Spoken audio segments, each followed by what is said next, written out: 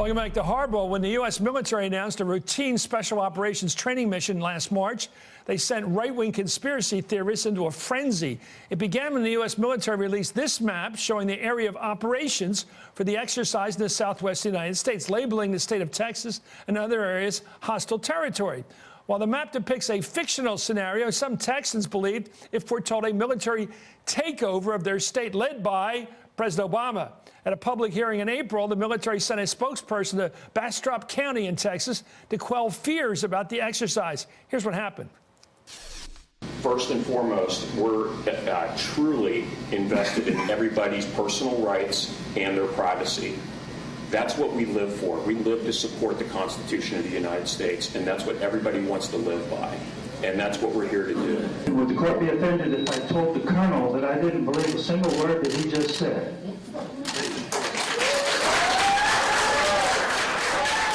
When we have a federal government that cannot tell the truth, how do we know that what you're saying is true?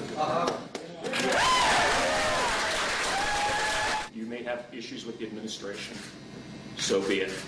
Okay? But this institution right here has been with you for over 240 years, period. It is a preparation for martial law.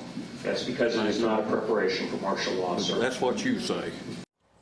That's what you say. Anyway, the military training exercise is set to begin next Wednesday. I'm joined right now by Kevin Sullivan, Pulitzer Prize-winning journalist at the Washington Post, who broke this story.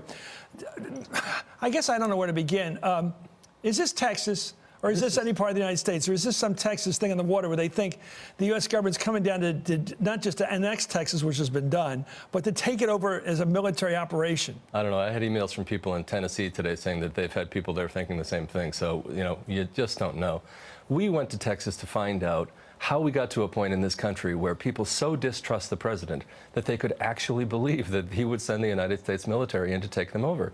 And as you saw from that clip, this isn't just it's very easy to dismiss this as a handful of nuts and wackos, but this runs fairly deep. There are people there who, for a long time, Texas has a long tradition of distrusting the federal government, as we know, but it's really crescendoed now.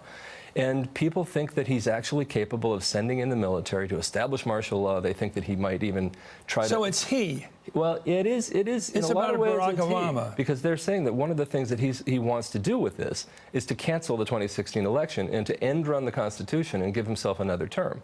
Oh.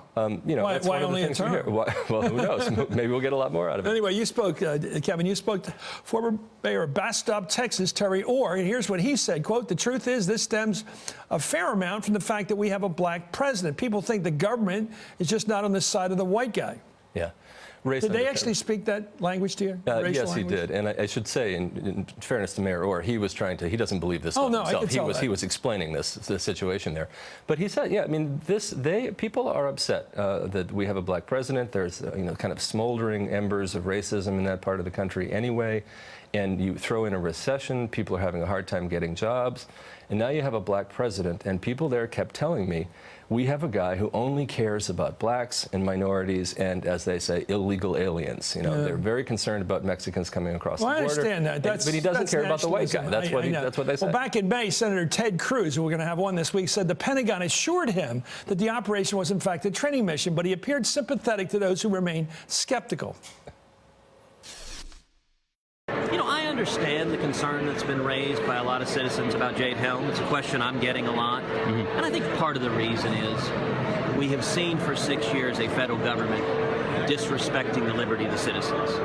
My office, we've reached out to the Pentagon to inquire about this exercise. We're assured that it is a military training exercise.